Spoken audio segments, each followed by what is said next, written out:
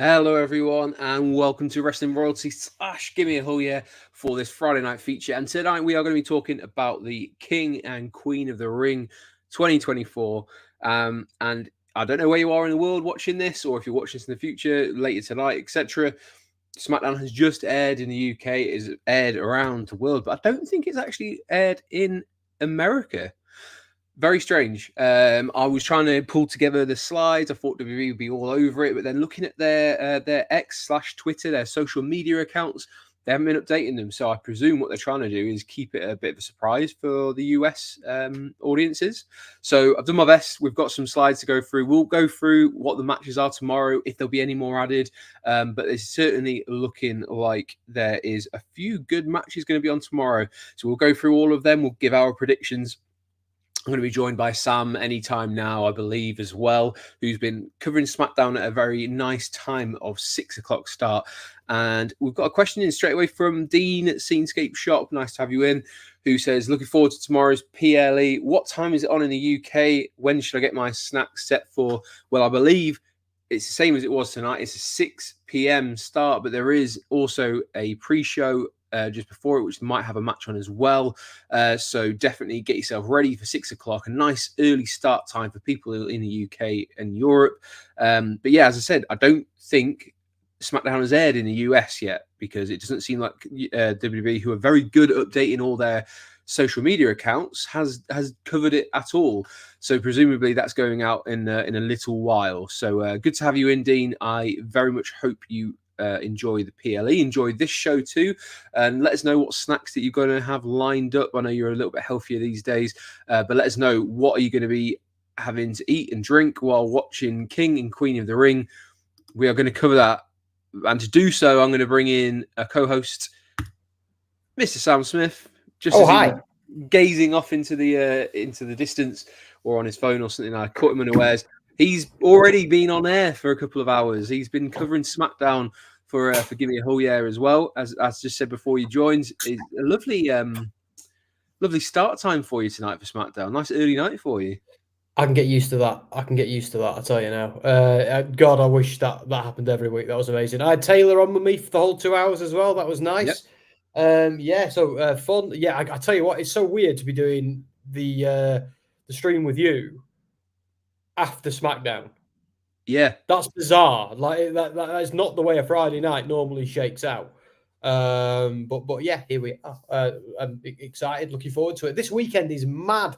Because I got King of the Ring and King and Queen of the Ring, and then there's Double or Nothing as well. I've got 2 mad stacked cards, and I'm so happy. I can't wait. Absolutely. So we are going to start. We are going to talk about King and Queen of the Ring. We've got Hassan's in as well. Hi there. I got my new haircut last Sunday. Me too. I've got what a little I have left. But yeah, good to know. Are you going to be watching tomorrow night? And let us know. Let us know as we go along. We're going to go through our preview and predictions. We're going to do this quite rapidly. We're going to give you all the gift of a lovely Friday evening. But first of all, before you go off and do whatever you're going to do on a Friday, you're going to listen to us for the next half hour or so as we give our predictions about tomorrow night in Jeddah, Saudi Arabia. Dean slightly disappointed in just peanuts, hummus and crisps, and even some grapes.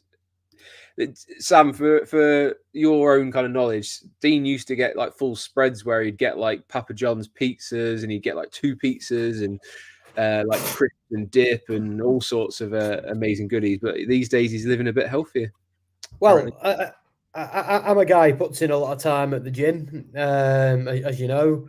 I will be doing the unhealthy thing tomorrow night, and I'll be basically burning it all off on Sunday like a trooper. So, because I do one, so I can do the other now and then. If that makes sense. The best reason to work out, right? So you can eat and drink what you want. So, what's the gym? I think it's the name, isn't it? Anyway, yeah, King Queen of the Ring tomorrow night, Saudi Arabia, Jeddah.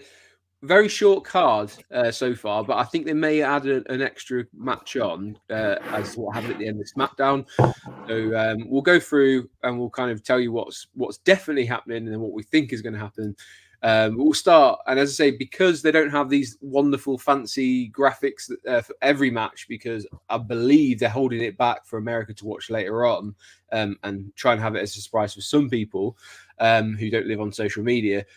Raw did tell us we have Lyra Valkyria. She is the Raw representative in the final of the Queen of the Ring. Interesting choice for me, for her to have gone through to the final. Presumably, it's to give a babyface in the final. And if you weren't watching along with Sam, she's going to be going up against Nia Jax. So Nia Jax won tonight. She beat Bianca Belair. Then they kind of really sold into Bianca's knee not doing very well, things like that. So yeah, very interesting. Nia Jax in 2024 has a chance to become Queen of the Ring. Thoughts, Sam?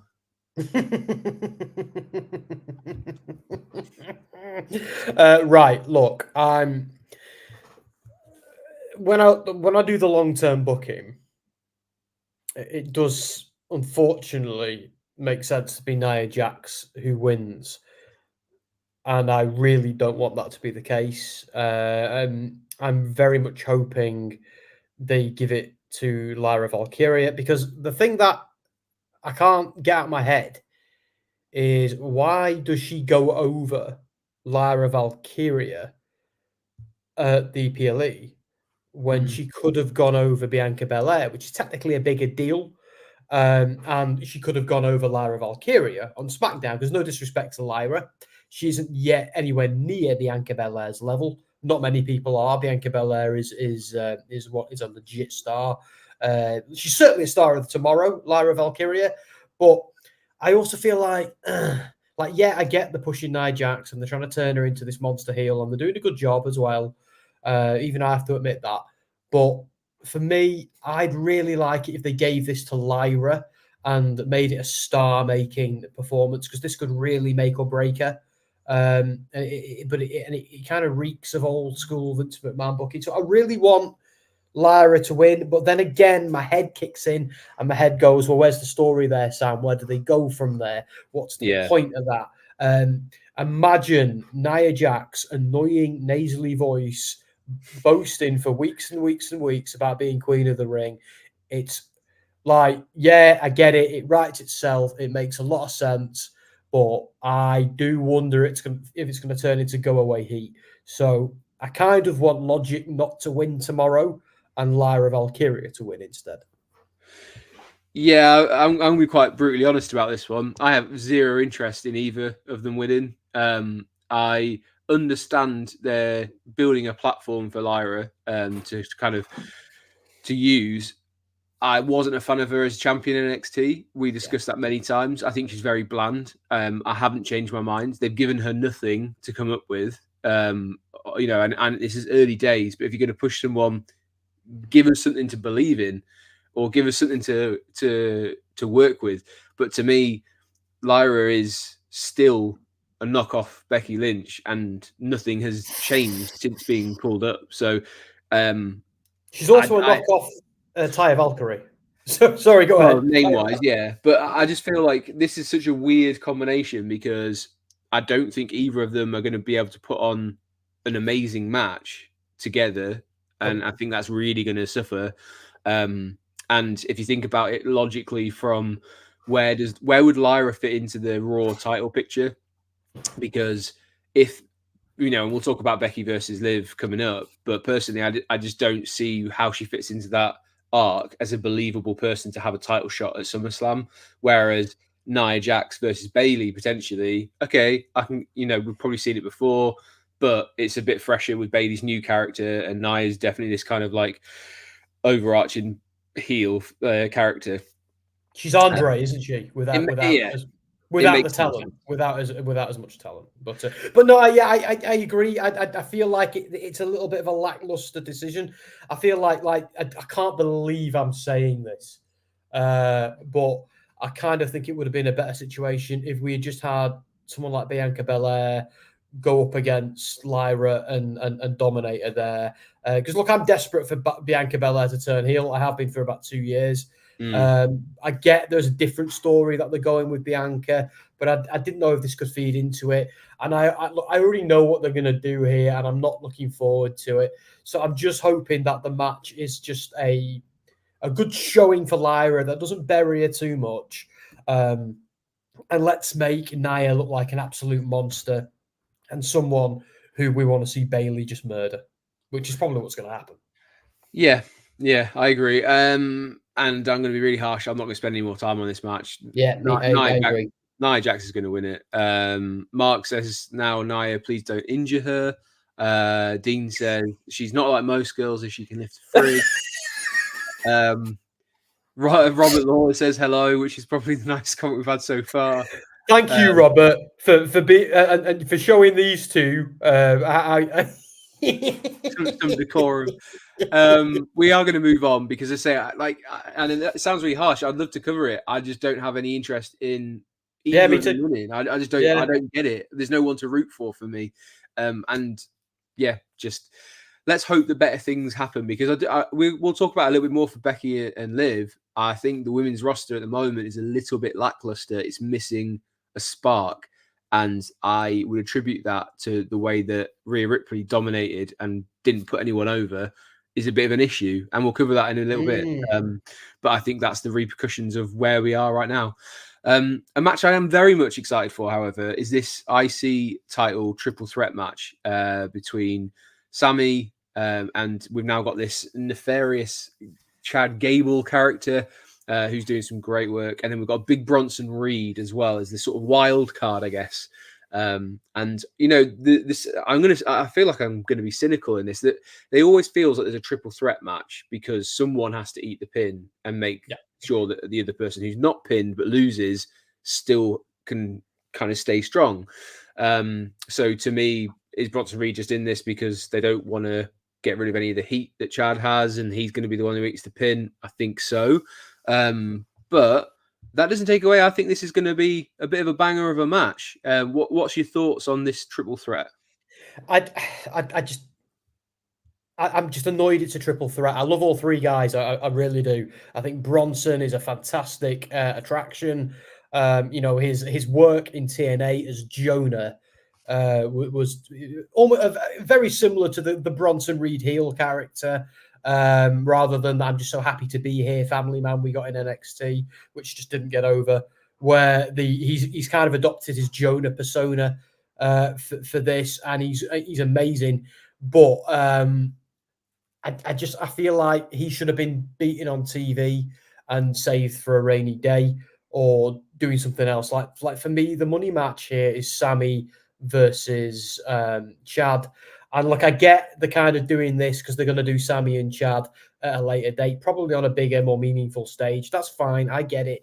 But even with that in mind, I would have preferred here a moment where Sami beat Chad clean and Chad just goes into absolute toxic, envious overdrive and becomes even more of a douche and gets even more vicious and more violent and more deluded to the point where Sami can't ignore him and there needs to be a rematch. I want to see Gable get obsessed to the point where, you know, he's screaming, he's shouting, he becomes an absolute unhinged supervillain. And I don't think you can do that with Bronson there because Bronson's going to batter them both. Sami's going to overcome the beast. Then he's going to get a lucky hit on Chad. And they're probably still going to do that story. But I just don't think they need Bronson. I think this story is good enough to be told with just the two of them. And I think it'd be a better match for it. I think it'll be a fun spectacle with Bronson because he's such a big boy and he can throw people around and do all the cool stuff. But this story is good enough without that. Let me just see these two guys. Sometimes when it becomes a triple threat, I just groan. Triple threats could be fun. Really good fun. But just in this case, it's like, yeah, Bronson's a star. You're trying to push him. You're trying to.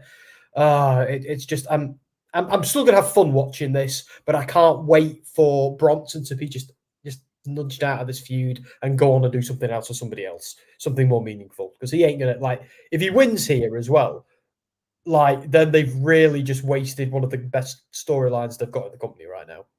Yeah, and someone who's doing possibly the best character work as well right now because on Raw that you can watch along with with Dan on a Monday into a Tuesday.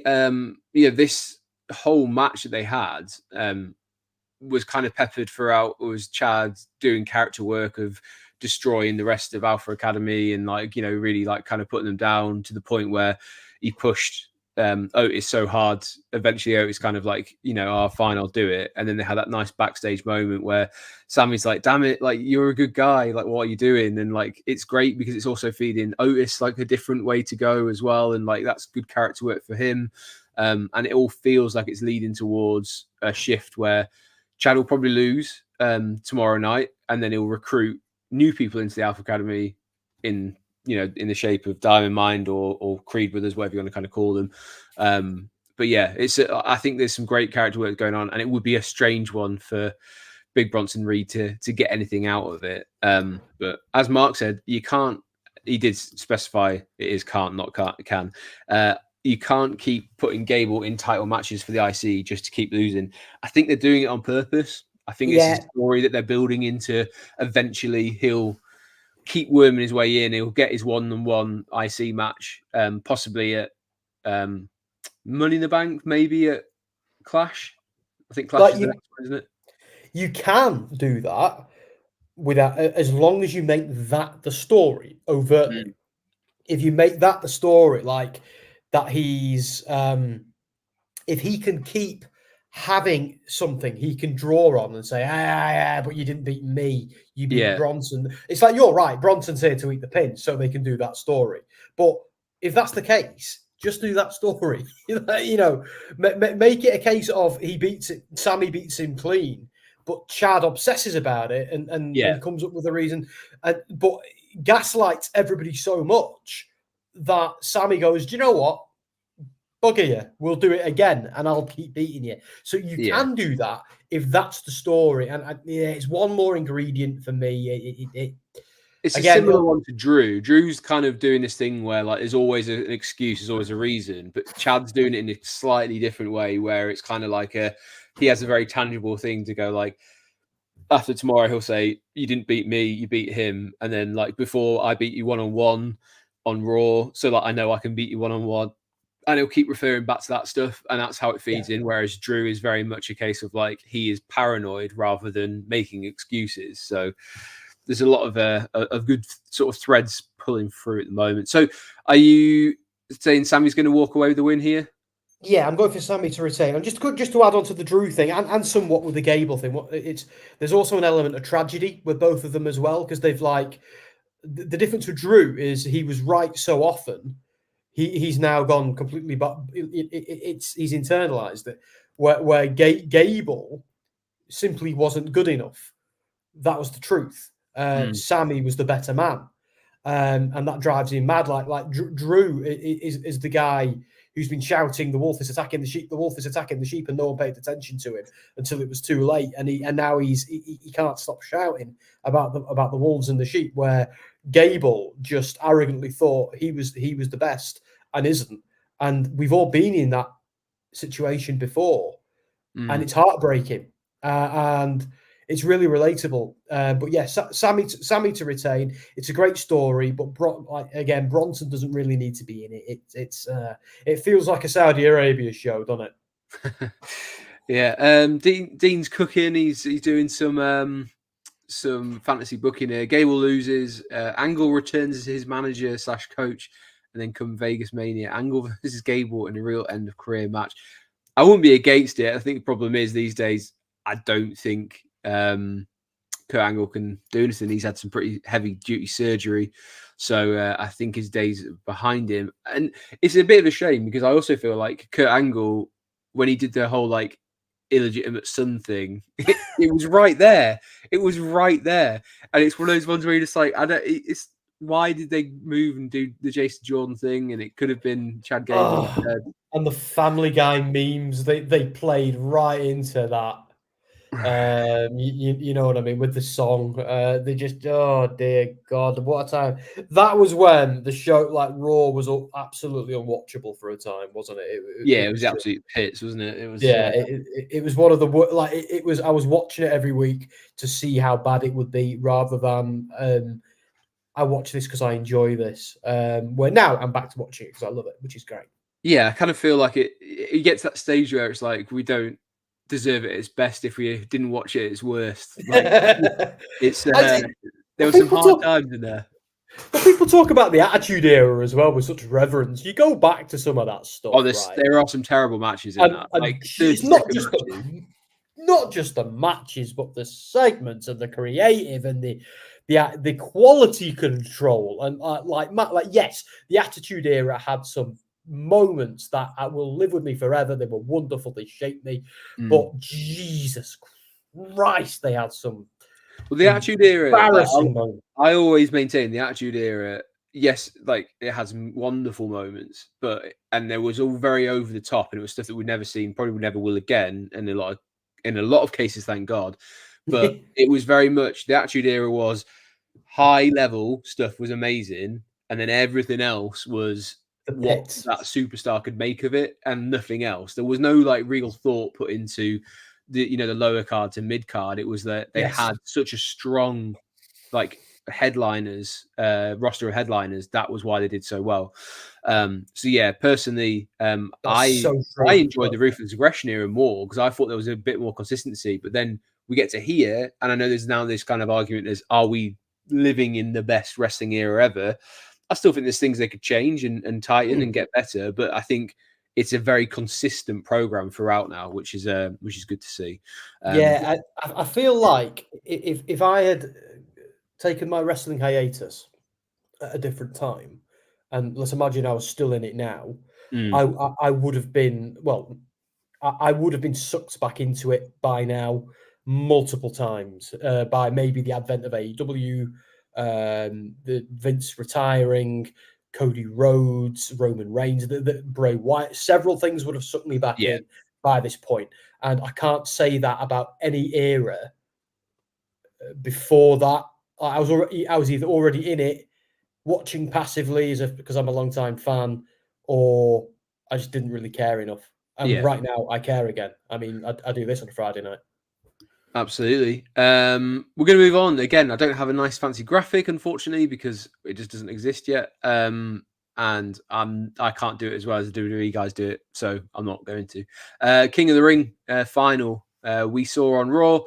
Gunther overcame a very, very popular and over Jey Uso again. If you want to check out the video that we did last week, which was talking about whether we think Jey Uso is a main event superstar, feel free to do that. That's live on both channels. You can go do that. And a lot of people have been watching that in the last week. It's been quite interesting seeing those numbers. So I think it's definitely a trending subject because people want to know a little bit more about Jey Uso and hear some opinions on him. So if you want to hear ours, go check that out. That was last week's Friday night feature. But he's not going to be in the finals. It is Gunther. And as we learned tonight, it's going to be Randy Orton in the final. And Randy Orton beat Tama Tonga in the final. Someone who Mark is getting some... I think he means Boogeyman, not the Bogeyman. Oh yeah, he does. He is giving me that, a little bit without the worms. Hashtag watch the entrance. Yeah, I don't know what he's doing. I saw a really random clip where he's backstage and he does this weird noise where he sort of like he's doing that. And then did you see what he did this week? Oh, he jumped up on Paul Heyman, or no? This week he came out to the ring like this, like me on. I had Taylor absolutely wetting himself because I started doing Gollum impressions. And he's like, precious, come to the ring, because he's there crawling out doing all of this, and I'm like, what are you doing? What is this like? But to be fair, if Tama Tonga can do one viral moment a week like that, then I'm all for it. So give me more. Yeah, so we got a tantalizing match, Randy Orton versus Gunther. That's a good one. But if you haven't watched SmackDown, the big thing is, and you can see it in a little bit in this picture, Randy Orton is kind of selling this knee injury, and it was very much a case of Tama Tonga throughout the match was focusing on, chopping the knee, working on that knee, submission moves, etc. So I think when we go into tomorrow, expect Gunther to very heavily focus on Randy Orton's knee, because he is very much a cerebral assassin in this shape of Triple H. He will go for the injured limb. So I still think it would be a great match. Randy Orton can pull this off. Before I give my opinion, Sam, I'll let you go first this time. Who have you got winning out of Gunther and Randy Orton? It wouldn't be a me question without a tangent. So I'm a bit surprised that they actually didn't go with Tama Tonga versus Jey Uso in the final. When I saw the lineup start taking shape, I thought, ooh, that might be a fun way to suck Jey back into the bloodline BS. But it looks like they're going another way now. So okay, but yeah, I just thought from that, like, they must have done that on purpose because they knew people like me would look at it and go, ooh. So, but yeah, look, I think Randy's winning, and I really don't want him to because I don't think he needs to win. Like, there's a lot of reports and stuff coming out from all the boring predicty sites that this is happening, that's the booking, that's what they're going to do, and it all points to Randy winning and going on to feud with Cody, and I've got zero interest in that. Sorry, right. I've got zero interest in Randy Orton turning heel. I've seen it a zillion times. I'm kind of enjoying this era of him. They turn him so often and so much. It's just, ugh. But Gunther being king of the ring feels great to me because it's like him losing the IC championship was quite controversial. He's not. I know you don't get rematches anymore, but they've not turned that into a bigger program and had a rematch, from the other side. I feel like that still had legs, and they've not done anything with it. Gunther's just cheerfully got over it, bizarrely. Do you know what I mean? And I'm like, but Gunther being king of the ring, that'll make sense because that'll be a nice consolation prize. You could then have him go into a feud with Randy, prolonged feud, have a few great matches, do some other cool stuff before he eventually meets with Drew, perhaps, or Sheamus again, perhaps, or Ilya Dragunov, perhaps. So it's one of them moments where I'm fairly sure Randy's winning, but I really want Gunther to win because I don't see, other than a title match, which I also don't see making a lot of sense. He'd have to, I want them to push Gunther to the moon. Because I love Randy, I do. There's loads of cool stuff I want to see him do, but be king of the ring and go on to challenge Cody isn't one of them. Yeah, I mean, presumably the thought process is they have that that link from when they used to tag and being in the stable together, and that's the thread that they're trying to pull on. Yes, it just feels to me like they're still in the process, really, with Cody. Is they need to maintain him as this the proper babyface, the consummate babyface. That would be somewhat muddied because of how respected Randy Orton is. And I think, like, if you were to throw those two together, it's a weird dynamic to have because I don't think they're going to let Randy Orton carry the title in 2024. Certainly not going to be the one to beat Cody Rhodes for it. That would be a big shocker. But I can see them using it as a way to kind of just go, right, Randy Orton's earned his way there. However, you'd also leave a little bit of money on the table with some sort of turn between him and Kevin Owens. I would prefer to see Kevin Owens go full heel and him be the one, because I always feel like Kevin Owens is more dangerous and more interesting when he's a heel. And I know there's contract stuff going on with him, and to a certain extent, as a fan, I actually wish I didn't know about certain things about contracts because I'd rather just enjoy the product as it is and not think, oh, this person could be leaving or whatever. For me, give me a heel Kevin Owens and a because people love Randy Orton again. I think there was a little time where people thought he was a little bit stale, a little bit boring, but people are really respecting him because I think they know this could be it now. This is his last run because his back's got to hold up for however long. And I know he said he wants to try and get to 50 and things like that, but this is a tough game to be in for that long. So you've got to kind of enjoy him while he's here. And I just don't see that working against Cody Rhodes. However, you've got the likes of over on Raw. If Gunther were to win and then and they very specifically said it's at SummerSlam. Now that's shooting over the fact that you've got two premium live events between then and now, which makes it feel like they've got a plan of what they want to do. To me, I think Gunther is going to win because they want Gunther versus Damian Priest at SummerSlam.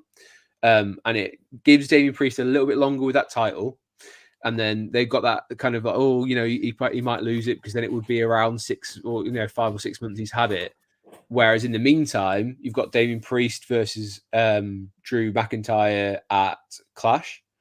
And then you could potentially have CM Punk cost Drew again to really ramp that up, which kind of like keeps that separate, makes sure that he's still got the title. And then you can then start that program moving on past Money in the Bank. And then you've also got Jeopardy as well. Because to me, Money in the Bank should be used on someone like Gunther, who has been completely like undefeated. He's very rarely defeated. Sorry, he's only lost a couple of times. And that to me makes it more interesting because you go, oh, even if you're a good guy, you would take advantage of that because you just want the title so badly. I'll use whatever means I have to get it.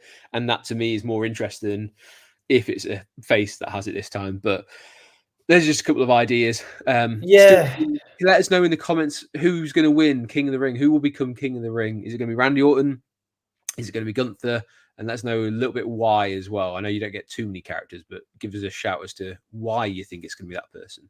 See, what you just booked, I really want them to do, and not the other thing. Like part of me feels bad that McIntyre might lose in Glasgow and not get that moment again. But then again, is like you say, is Punk costing him? Yeah. Because that's going to make Punk's heat with... Although, how is Punk the babyface in that situation? In Glasgow, he won't be. I mean, they could pull a sort of repeat of WrestleMania where he's on commentary, or he just kind of is ringside sort of thing. But he can't be the face there. He can't be the face. Like that's the thing. At Mania, Punk was kind of right, and it was funny. But it's more if Drew just like if he just was like halfway through the match decided just to give a Claymore kick while he's doing commentary, and then by the time like CM Punk comes back round and then he just costs him, it's kind of like fair enough. If you kick me in the face, I would do something as well. So then it still blurs that line a little bit, or they just fully steer into the fact that neither of them are particularly nice guys and they're just going to look out for themselves. Did you see Raw? Sorry, dude. Sorry, I thought you were done. I was going to say I wouldn't be against that if they decide to go down that route either. I actually think that'd be the best way of doing it because WWE are. Did you like Raw this week? Drew felt a little bit more like a face than he has in a while. He was still him, and I can't help thinking, right, the next pay-per-view's Clash at the Castle after tomorrow, and they're now kind of building towards an anti-hero McIntyre. Let's not forget he's delusional. He spent so long being the good guy, he's become the villain, and he is the Harvey Dent of WWE. But in Glasgow, you could put him in the ring against Jesus Christ. He's going to be the babyface, and it's going to happen. So they've got to be careful with Punk because it looks like WWE want to build Punk to be a top face, and that it kind of makes sense. But also, Punk's controversial. Not everyone's going to cheer him, and it's. I do love the psychology of once Clash at the Castle is out of the way, maybe make them both tweeners, maybe make a situation where you're not sure, because there are some people who I'm going to always naturally cheer McIntyre against Punk. I don't care if McIntyre's eating puppies live in the ring. I'm still going to be cheering McIntyre because that, not just because of the story they've told, but just because how it is. So they could tweener them both, but they are going to need to start showing Punk helping old ladies across the road and making Punk McIntyre eat those puppies in the ring if they want it to be a heel or face dynamic, because it's particularly before Clash. They've got a bit of a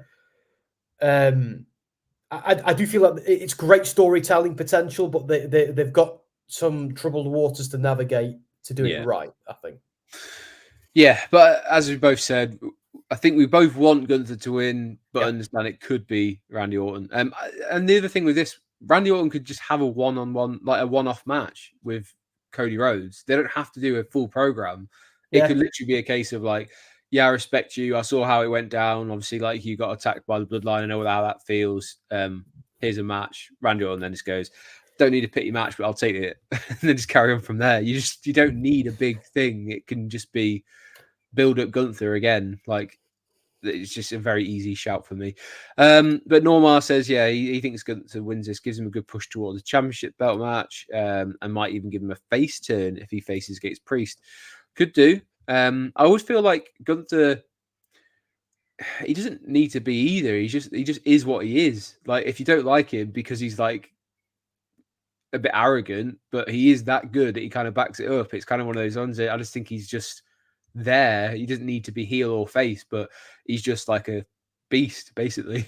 Yeah, on the independents, like in Progress, he, you know, like he did kind of occupy and evolve. He did occupy a middle ground with the heel or face dynamic. He was Ring Camp were a very stringent our way or the highway, no nonsense group of wrestlers, and if a babyface got on their wick, they'd batter the babyface. And if a heel decided to mouth off at them or to get up in their grill, they destroy that heel as well. They were almost like a paramilitary force within these promotions. They weren't good or evil. They were just there carrying out their things. And just one thing about Damian Priest that people might be forgetting as well is, let's not forget, Priest is teasing a babyface turn as well, somewhat. Yeah, true.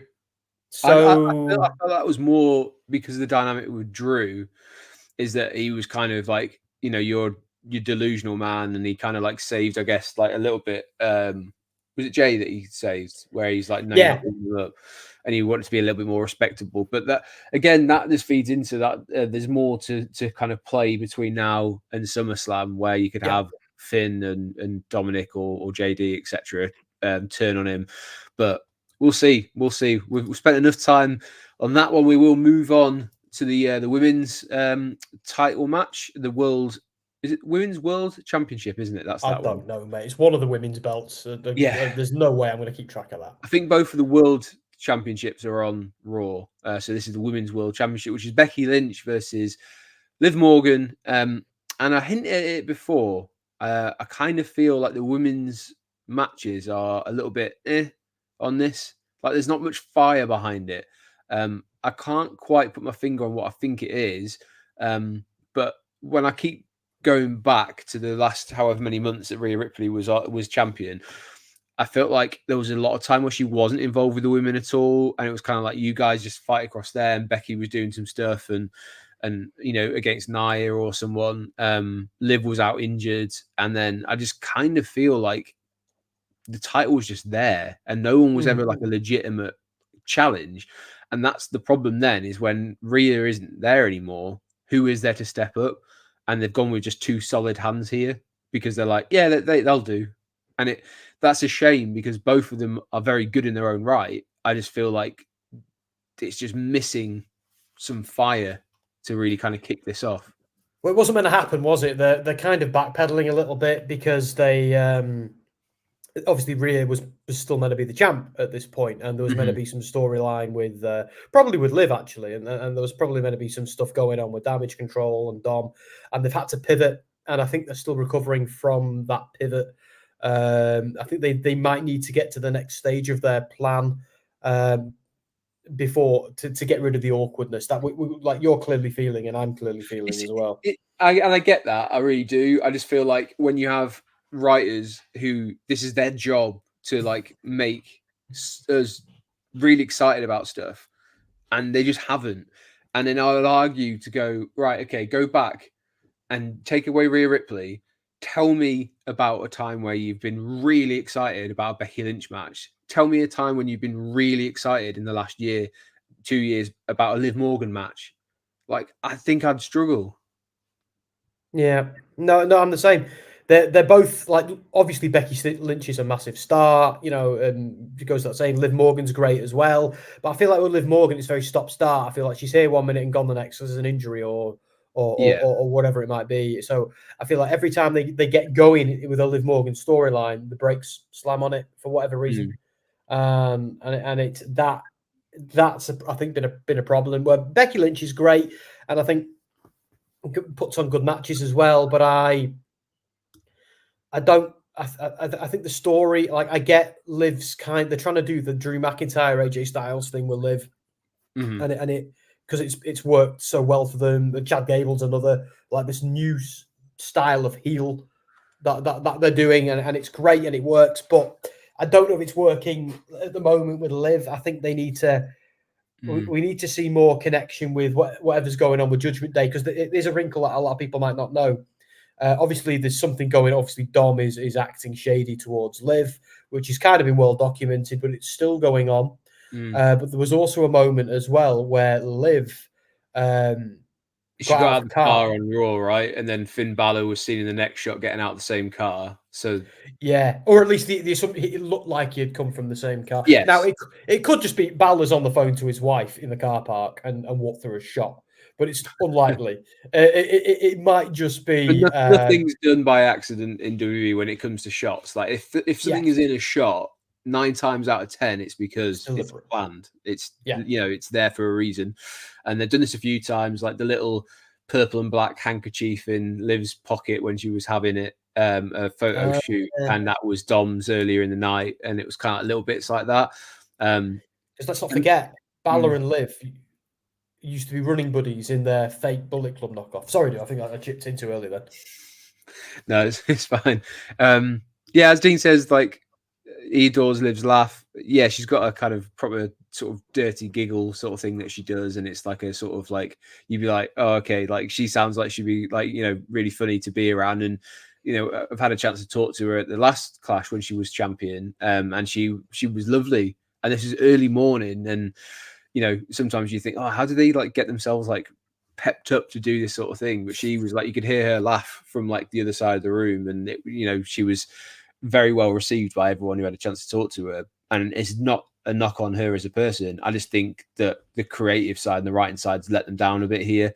And if they are doing something, then possibly, and we'll talk about it very briefly, stuff with the Uncle Howdy stuff, it needs speeding up a bit. We've reached saturation point where it's kind of like, okay, we get it, like, but now you've got to give us something because it's stretching. You've got to let us in and let us know what's going on, rather than just kind of these breadcrumbs that's going on. But that's just my opinion. I think Becky retains here. I just don't see. I don't know. Maybe they can change the title. Like this is one I generally don't know which way it's going to go. To be honest, I think Liv takes it. Okay. Because we get I'm struggling to see where else there might be a title change on this card. Not that there necessarily needs to be one, particularly on a Saudi Arabia show. Yeah. But I think if this is the one that they do, this makes sense. Like they pivoted when they put it on Becky. If Liv holds it, I think there's just some more storyline potential there, and she's the one who took out Rhea Ripley, so the heat is on there. I just think there's a lot they can do with it. Like it's like you said, Becky's a safe pair of hands, but wasn't she about to go and have some time off before they put the belt on her? So yeah, possibly. And I think she's another one who's apparently his contract is up. Like as soon as this match finishes, I think that's it. She's sticking around. You will see. Well, if Seth signed a new deal, I'd be very shocked if Becky left. She might take a little bit of time away, which, to be honest, not a bad thing because she's just been there for so long that people go, oh, it's Becky Lynch, she'll always be around. And absence makes the heart grow fonder. And if it gets to a point where, let her have some time away and give her a chance to be a mum. She's just come off the back of a promoting a book and WrestleMania and stuff like that. So it would be good for her. And quite frankly, do they pull the trigger tomorrow night on someone like Dominic helping her win the belt? And then that's the way it happens tomorrow night. And it's a bit of a shock and makes you want to watch Raw, because I won't be against that. Maybe that's how we get into it. Yeah. So watch this space. As Normar said, this may be the reason they let Becky win the belt, to have a high-profile title change match in Saudi. Quite possibly, we are going to see two people crowned as king and queen of the ring, and maybe they see it as that. But this seems to be the one that's the biggest sort of jeopardy of changing. But we're going to get into. I hope it does. Sorry. Sorry, I said I hope it does, just to give us a bit of a shock, just to because then I don't know where they're going to go. It mixes things up. That's what I want, So, and I'm bless her. I'm already a little bit bored of the Becky Lynch title reign, and I feel a bit bad about that. But it's not really my fault. Do you know what I mean? It's But I think that again, that's give us a viable challenger, and maybe that changes, but we'll see. Speaking of viable challengers, we've got a match for the undisputed WWE Championship. I don't know what they seem to change the name of this a little bit. But Cody Rhodes is defending his championship belt against the United States champion, who is not going to be having his belt on the line, Logan Paul. I thought at first when they announced this, I was like, "Ooh, are we getting a title versus title match and winner takes all?" Because they certainly insinuated it the first time that they announced this, and then they backpedaled and had to kind of make it clear because social media was like, "What is going on?" And it turns out that Logan Paul is just weaseled his way into a championship match and doesn't have to defend his US title. I'm quite excited for this one. I think this could be a great match because Logan Paul is long since proved that he's great in the ring, and Cody Rhodes is so over. And I think judging by the way he's received tonight, Saudi's going to be up for it as well. So yeah, I think this would be a great match. I still think the IC title match will probably be the match of the night, but this one is one definitely to watch.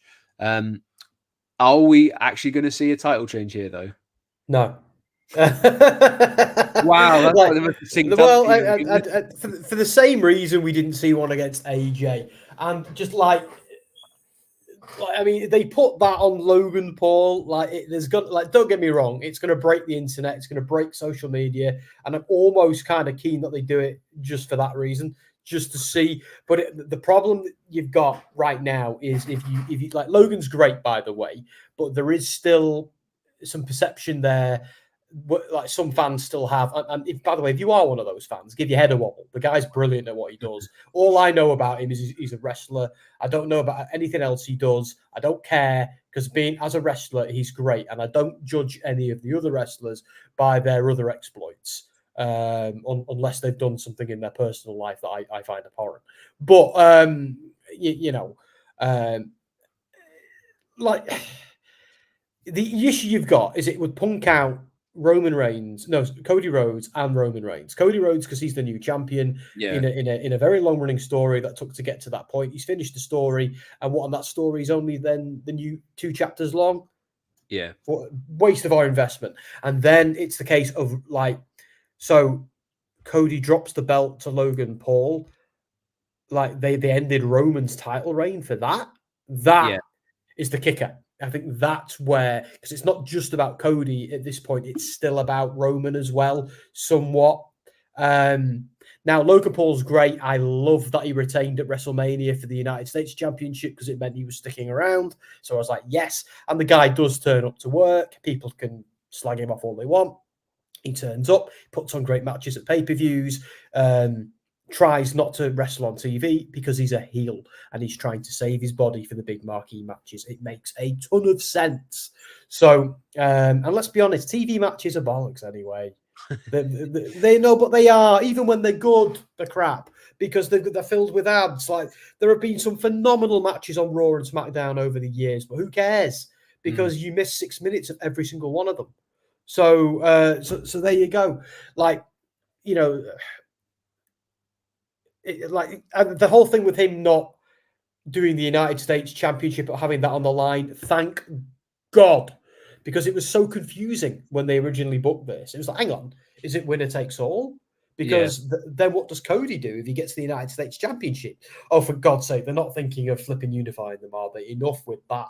I'm so sick of title unifications, But because Logan's a heel, WWE have cleverly cottoned onto that, and they thought, right, we need to do a very, very stupid angle on Raw with all of Logan Paul's 4-foot friends to make sure that Logan gets out of dropping his own belt. Makes a ton of sense because it means Cody can defend his belt on TV, but then we still have a United States champion heel elsewhere who can go on and do something else at another pay-per-view. So I'm all for it. Cody's winning. It's going to be a fun match. Really looking forward to it. if Logan wins, I will eat this hat live on stream. Normal, I seem to agree. This is a big Logan fan that can't see Cody taking a loss. I guess even a loss to a champion like Cody won't hurt his career. I mean, if you look at the ones that he's actually lost against, it's not a bad list of people. Roman Reigns, it would be Cody Rhodes. I think he's lost once to Rey Mysterio. He'd survive. Logan has a talent to make this incredible match, and he also thinks we're going to see Rhodes' blood flow. Possibly. Yeah. What I will say is, and this might sound shocking, I do actually want to see Logan Paul as a world champion at some point. But I want to see it in the most ridiculously heelish way possible. Give me him as Money in the Bank. That to me, it makes way more sense. And then he kind of snakes his way in, and you just want it to be the moment where the Miz won it and that little girl was so angry at the world for that happening. I want to see a full stadium or arena of that happening. I think they're going to give him a huge match at SummerSlam because it's back in his hometown in Cleveland. So I can see him keeping the belt through till then very easily. But he's doing some great work. It's very difficult to kind of root against the work he does in the ring. If you do or don't like him, that doesn't matter. To an extent. But he's when it comes to it, he just seems to be a natural. And that's probably because of the character he's cultivated. But yeah, absolutely. Yeah. Well, I mean, the thing is, the guy, he's one of those annoying guys where you don't like him, but look at everything he does, just seems to be successful, and that makes you like him even less, which is fine. That's what he's doing, his job, when it comes to that. But yeah, no denying his talent. We say it every time he's in a match, and hopefully this will just be one of those ones again where we're talking about how good he was. But yeah, that is at the moment all of the matches that are currently announced. We did see at the end of SmackDown, Kevin Owens came into the ring and saved Randy Orton from a beatdown from Solo. So do we get a Solo versus KO match tomorrow? That could be added, I guess, like last minute, but I don't know. We'll have to stay tuned on that one. The other big talking point as well is something that I think Dean had mentioned earlier, and Dom in particular is very excited for. Is there seems to be a lot of chatter about whether we're going to get an Uncle Howdy / Wyatt 6 or 5 unveiling tomorrow. What are your thoughts on that potentially happening in Saudi Arabia? Well, just before we've actually missed the match. There's now one on the pre-show. Is that actually confirmed, by the way? Yeah. It's on there. Jade Cargill and Bianca Belair versus Candice LeRae and Indy Hartwell happening on the pre-show. Not a lot to say about it, to be fair. I think I don't get how that's happened though, because we just had a match on Raw where Zoe Stark and Shayna Baszler are number one contenders. I don't know. That's why I don't know, but I didn't look like, because I didn't know if it's a real thing. It's I've been added to the docket, unless the internet's got it wrong, which they might have done. But anyway, yeah. All you need to know about that one is the baby faces are winning, but there'll be some trouble in paradise. There we go. If it is indeed true, but so I don't think from a cultural point of view, and from a storytelling point of view, it makes sense to reveal the Wyatt 6 tomorrow. I do think we're going to get a pretty nice tease. I think they're going to, because now the commentators are acknowledging it. It was also, by the way, just on a tangent, to point out the commentators acknowledged the Uncle Howdy things on the first time on the one that they actually paid tribute to Jody Gilly as well. So that was quite nice for those of us who know, of course. But now the commentators are talking about it, and they're really doing a terrible job. They're like, "Oh, QR codes. I wonder what that could mean." Dude, there are millions of podcasts, including ours, breaking down what it means. Just Google it. I think they're gonna give us something Uncle Howdy related, but they've got to be very careful what they do in Saudi Arabia in terms of the spooky stuff. That we've been told that by them before. And at the same time, it really should be either it should really be the American crowd, but I think we're going to get more of a reveal at Clash of the Castle to then build up to something big at SummerSlam. I think they are Money in now. the Bank in between as well. Oh yeah, good point. Which is Toronto. It's going to be a hot crowd. Yeah, but I think we're going to see something at Clash. I think tomorrow it'll be. They might give us more than they've ever given us before, but I don't think we're getting that reveal for a while yet. Like, part of me wanted to say, oh, they'll do the reveal at SummerSlam, but it's too far away. They can't just keep doing the QR codes thing all the way until SummerSlam. It's good content for Dom to get his teeth into, but I don't think it can sustain until it can't. August. Yeah, they now, like, what they don't want to do is just blow the entire load straight away. But what they do need to do is now start paying it off, giving us something like, even if tomorrow night this Tron goes all funny and we get there's 6 people stood there with cloaks on and we get some kind of garbled static. I don't mean like Judgment Day cloaks. I mean like, almost like wearing ghillie suits or something. You can't actually tell what they're wearing, like they had on that screenshot the other day. Something like that. Someone random in the crowd at Raw, wasn't it? But then make it even more obvious because there was they all look like Cousin It. Yeah, just make them all look like Cousin It in like the straw suits, like they had that guy wearing. Just do that. Just have 6 figures there and on the screen, and then go off. Just something like that. Give us something that we can talk about, but don't, do the whole shebang as of yet. And if they can do that and start tying it in more to TV, make the wrestlers start talking about it. Maybe are they targeting anyone specific? Something, something like that. Then that's what they need to do tomorrow. But I don't think we're getting an Uncle Howdy reveal or a Why Is It Triple tomorrow. I agree. I think they've got to do something where it impacts the actual show rather than like just a kind of flash of something. And because I did notice as well that Pat and Michael Cole were like, oh, what was that, and sort of thing. And that's the first time that they've actually gone, oh, okay, that's kind of creepy.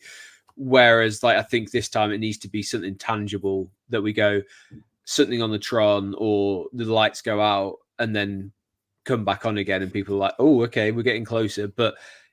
And as loud as the Saudi fans were tonight, I feel like if you want that to be a moment that lives forever, you've got to stick that on at Clash, where the UK, the British, the European crowd will go crazy for it. Yeah. Or you do it in Canada because the Toronto fans will go crazy for it.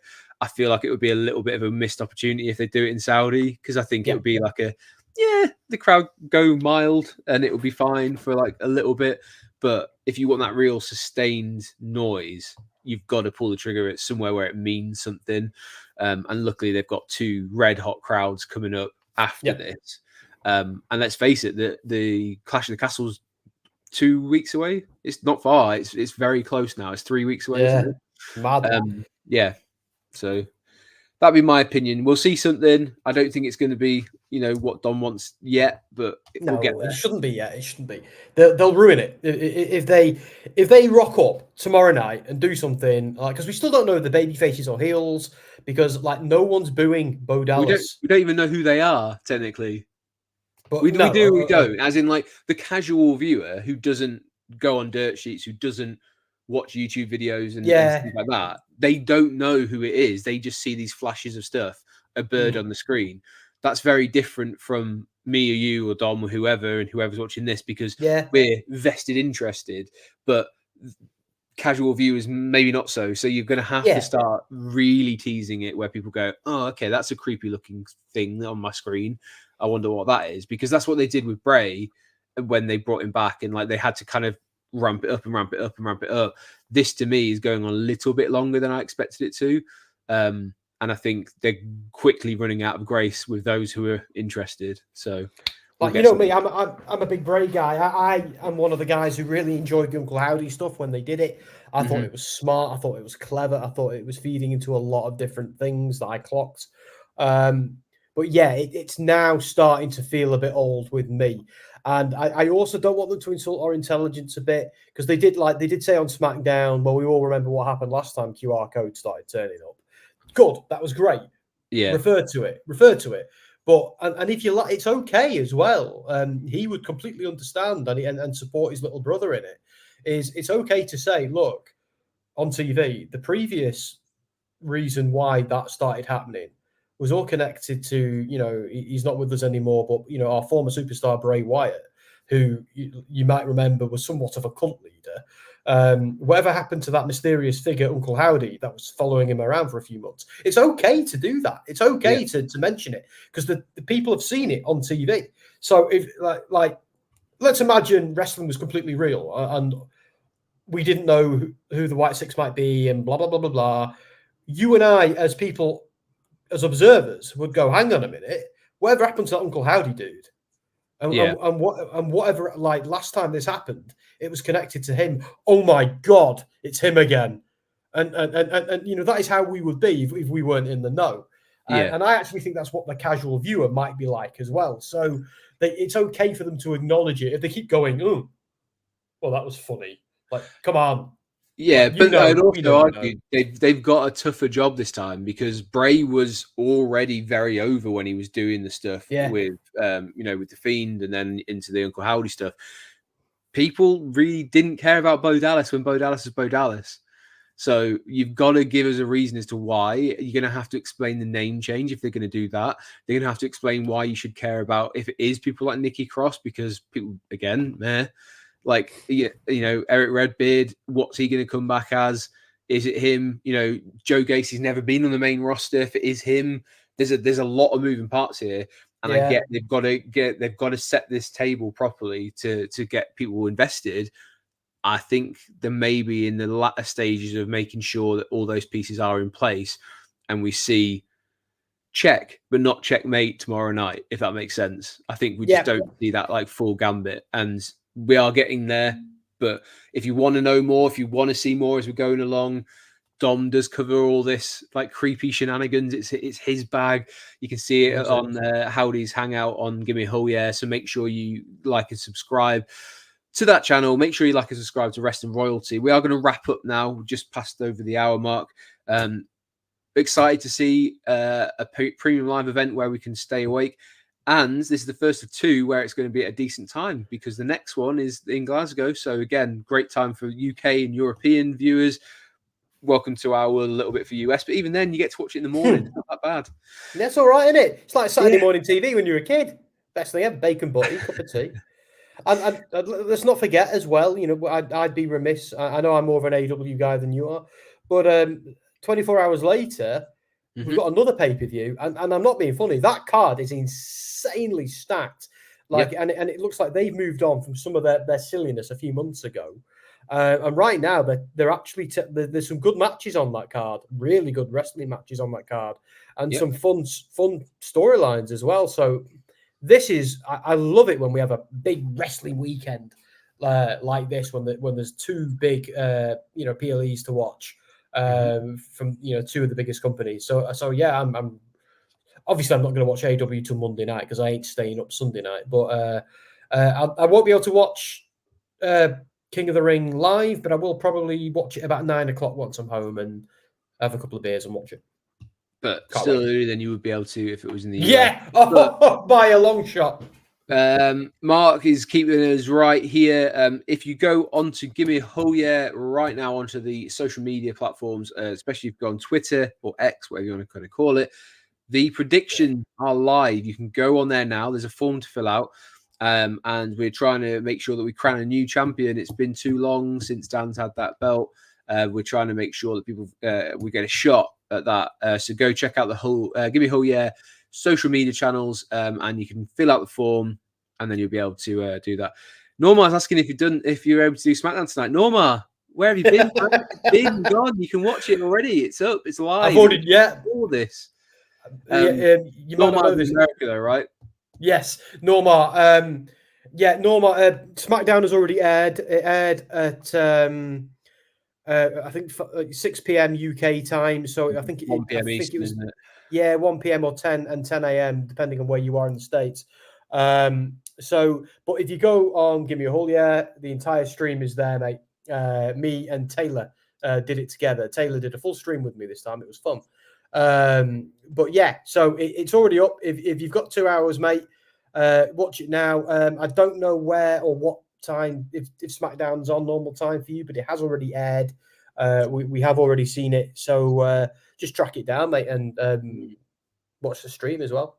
So yeah, if you have just tuned in, we are going to wrap up here, but we'll spoiler alert right now. SmackDown happening during the night. We have already gone through the card. We're going to have Nia Jax is in the final for the Queen of the Ring against Lyra Valkyria, and we have got Gunther versus Randall Keith Orton, Mr. RKO. Randy Orton is in the final as well. We got some great matches. There were some cool matches on there, actually. Yeah. So yeah. It's not a no, Norma. Go watch it now. You can go watch it now, or put it on while you're watching SmackDown, and it's ready to go. It's actually a yes. It's just we're so organised. Yeah. We already did it. It's a yes. But if you think, mate, if you think I'm staying up to 1 a.m., 3 a.m., sorry, tonight, you've got another thing coming. I've already done my shift, mate, and it's there for your viewing pleasure as well. So, mate, if you want to watch it at normal time, you watch it at normal time. It's just there for your viewing pleasure. You can tune in whenever you want. You can go watch it straight after this if you want, and have another 2 hours of Sam. Yeah, who wouldn't want that? Who wouldn't want that? Go on. No, I was going to say, like, just don't be surprised if I don't respond to your comments. Yeah, true. One last thing, I have started doing some work with North Wrestling up here in Newcastle, and in June the 5th, there was actually a screening of their first ever documentary, which has been directed and filmed by a very good friend of mine, Alex Eyre. It's going to be a premiere at the Tyneside Cinema in Newcastle on June the 5th. Oh. So if you want to be there, go on to Tyneside Cinema's website and you can book yourself a ticket. It's sold out in one of the screens. They moved it to a bigger screen. It's sold out of that screen. It's moved on to the biggest screen that's in the cinema now, in the Classic. So the tickets have been selling very well.